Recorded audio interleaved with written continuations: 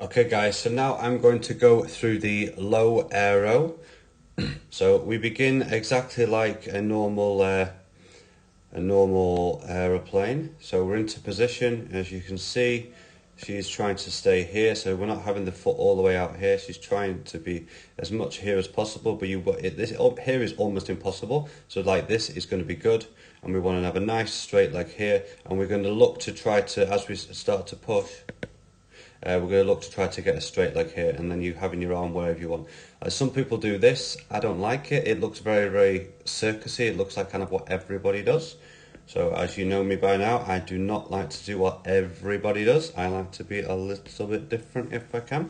So as we're pushing around here, we're just trying to create resistance along here. So as you see then, by the time we take off, nice straight arms, and as she dives forward, so what you'll do, you'll go around until you feel like it's time for you to go, and then she'll just go up onto her toe pick. If you see, she goes up on her toe pick and dives forward, and as soon as she does this, you're trying to pull in this direction with both hands, and you're keeping this hand a little bit closer to your body.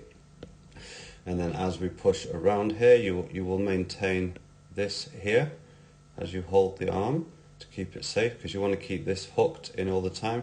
And then you just start push as fast as you can, start leaning back, and the girl gets into a nice position. And as you know, Diana has a flexible back, which enables her to get into this kind of position, which I think is beautiful, instead of the straight line.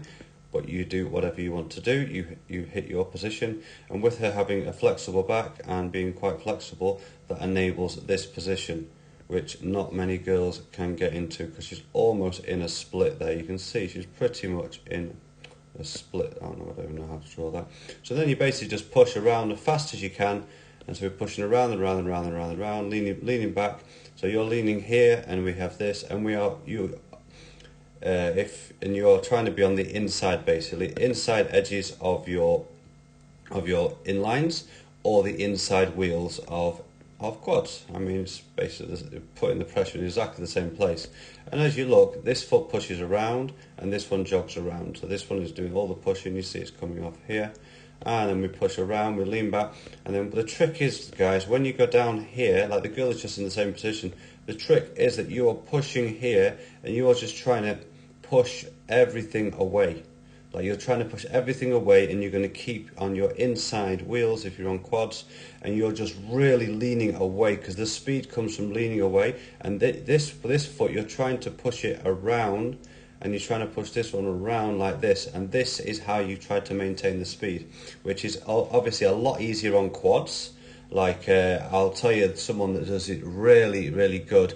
There's a team from England called Matt and Val Skate. I don't know if they have an actual duo name or it's just their names, but if you watch him, he is amazing. Like his feet position, I believe he was a dancer, so he has very good turnout.